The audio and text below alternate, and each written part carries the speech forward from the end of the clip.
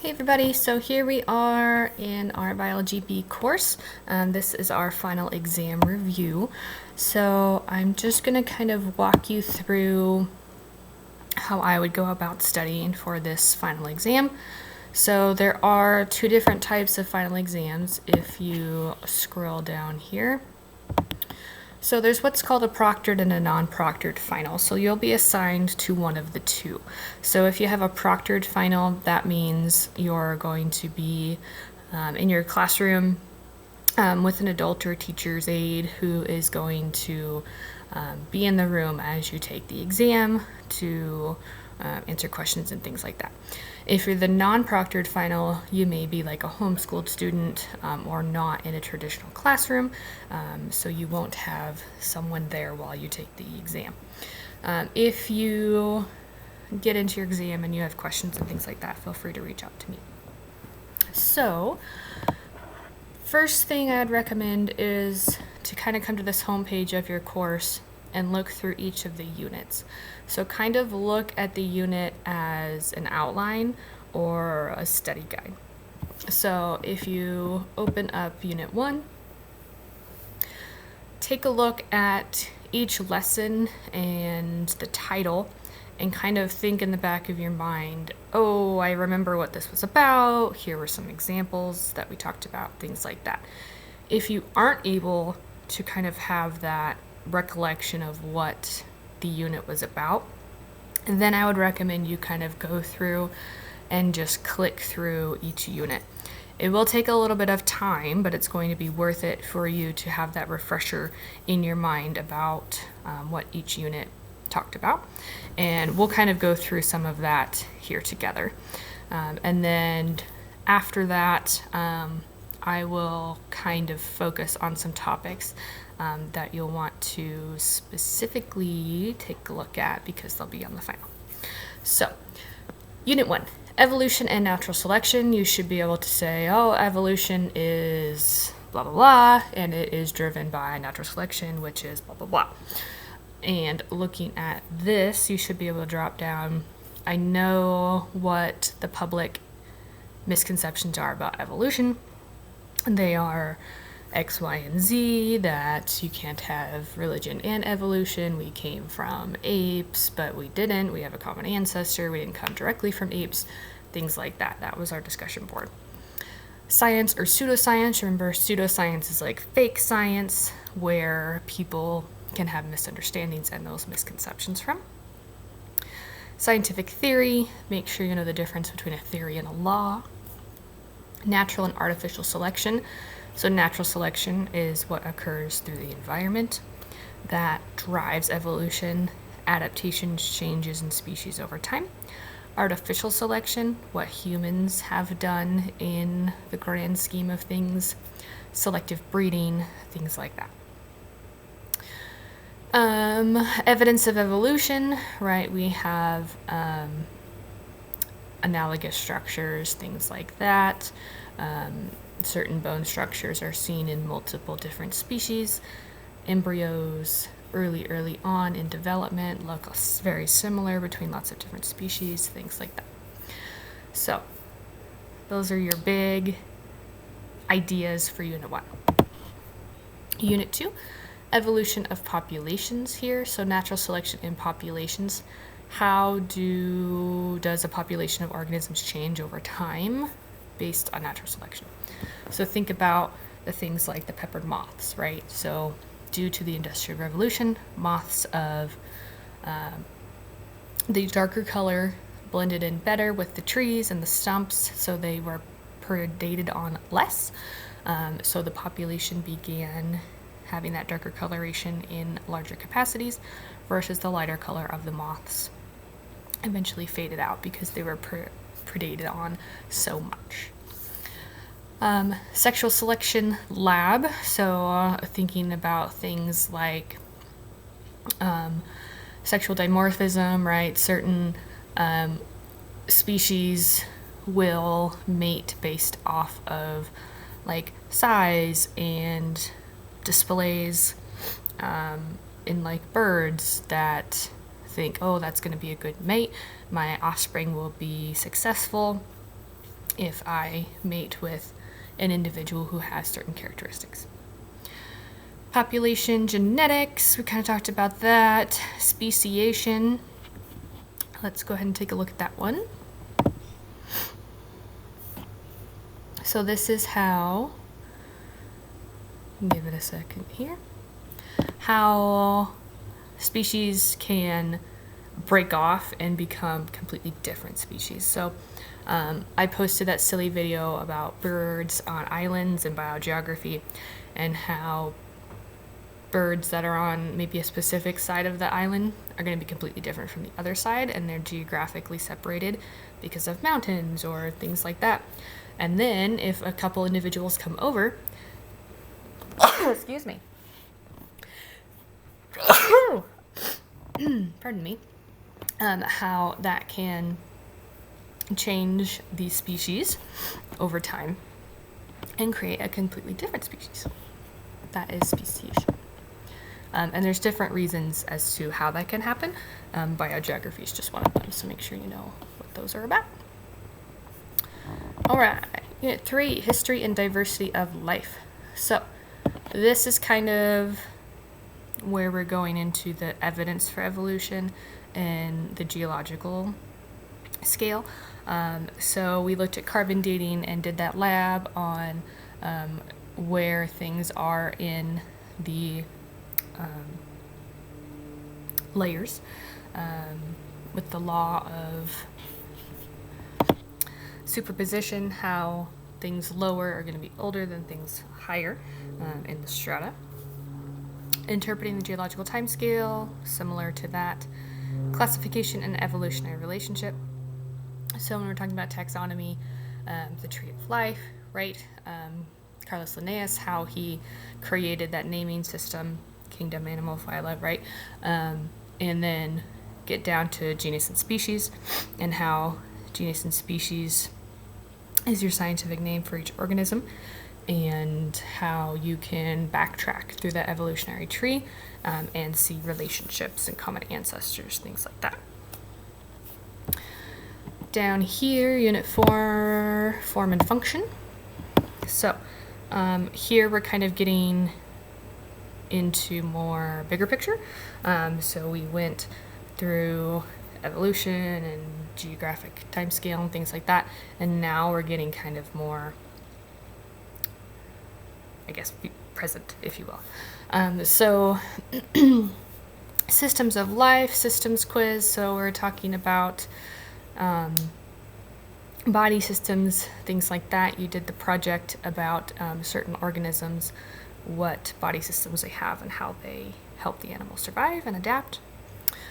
Homeostasis and feedback. So homeostasis is where your body wants to be, right? It's a specific temperature, pH, all of those things that make your body work at optimum. And then we talked about negative and positive feedback, how there are these loops and processes inside your body that have this ongoing like cyclical motion, and it comes back each time and has a certain result, right? We have the lab where we did exercise, your heart rate went up, temperature went up. What does your body do, right? You increase your respiratory rate, you start sweating, your body wants to get back to homeostasis, right? Unity and diversity, how do all of these things come together as a whole, right? You have all these body systems and they work together to create your organism. You have the body systems work together to do homeostasis. You have all of these species of organisms and populations that come together and make a certain group. All of those groups together are all of organisms on the planet, right? So how do all of these things kind of build together to create the bigger picture? And that leads into Unit 5, Individual and Community Ecology. So ecological systems, we start talking about things like the cycles, carbon cycle, nitrogen cycle, phosphorus cycle, right? How all of these geochemical cycles work together to create our planet. They also have the feedback loops to keep the Earth in a good area and how things like, excuse me, pollution and things like that can mess with those cycles, which we talk about later on.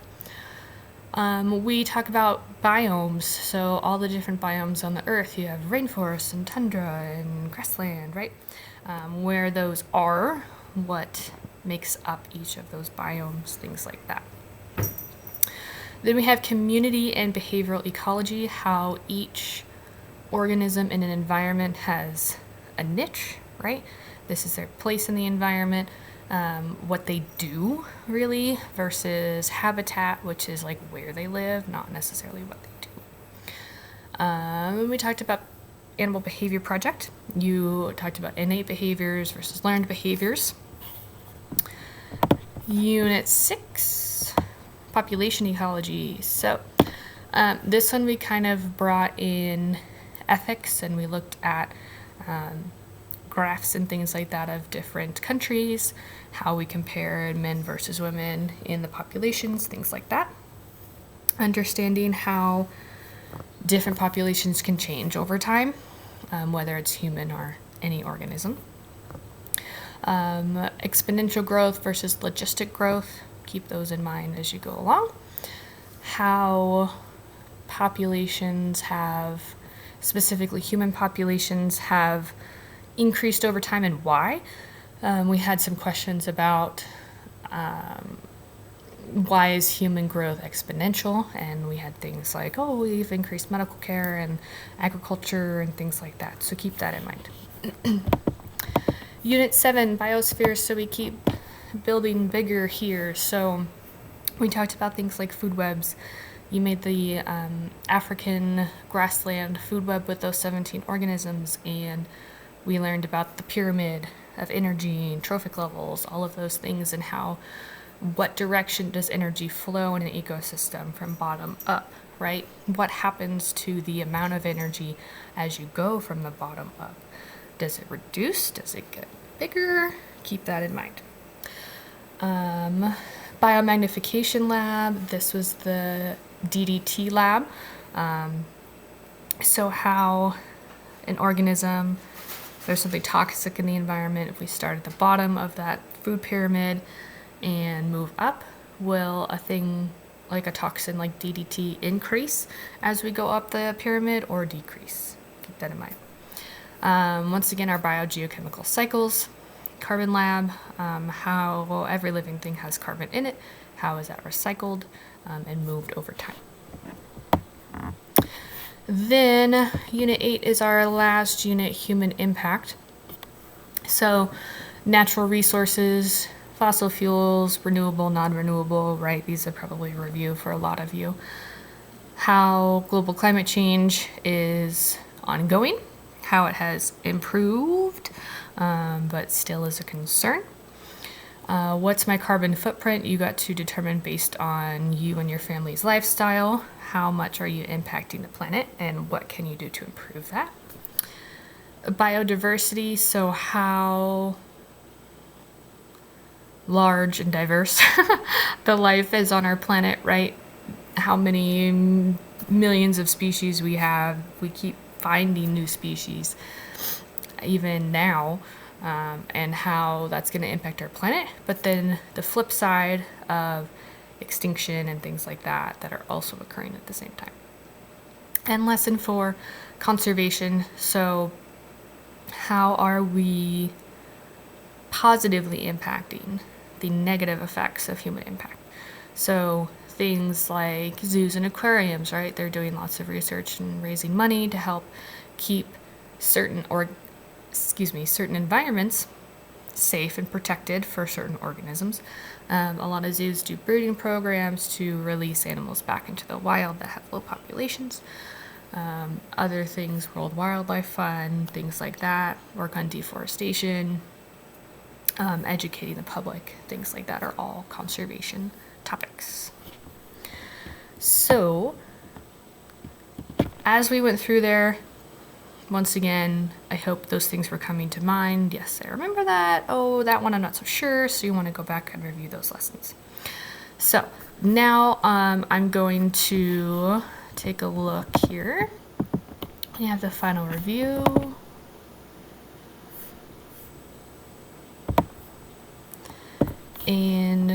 this is going to help as well. Kind of go through each of those things. Will help have some review assignments, which is good. So I definitely encourage you guys to use this final exam review. And then, let's see here.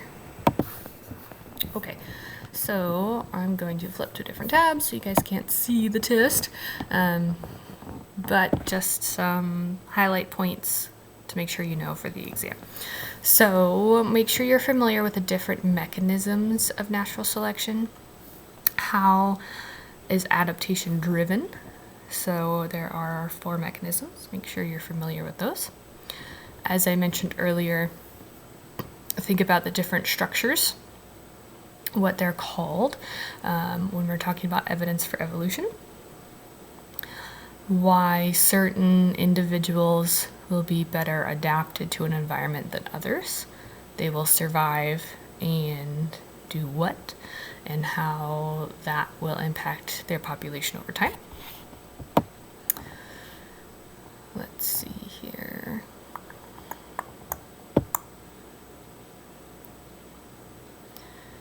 Make sure you're familiar with what extinction means. Give an example of homeostasis.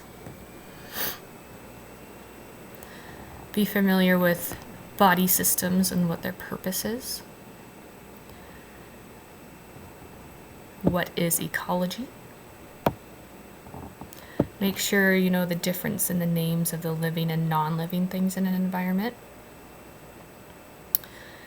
Understand the difference of different types of population growth. Understand carrying capacity.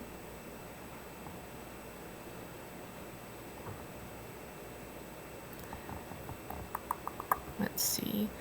Know the difference of each type of organism in a food web, like your producers, your consumers, your detritivores. Make sure you know the difference between those. How energy changes over time in a food web or food pyramid.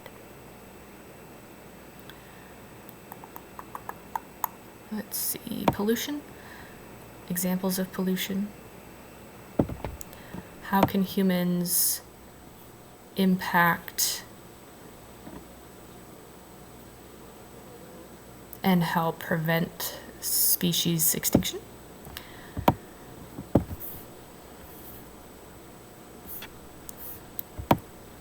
And I got a couple more here.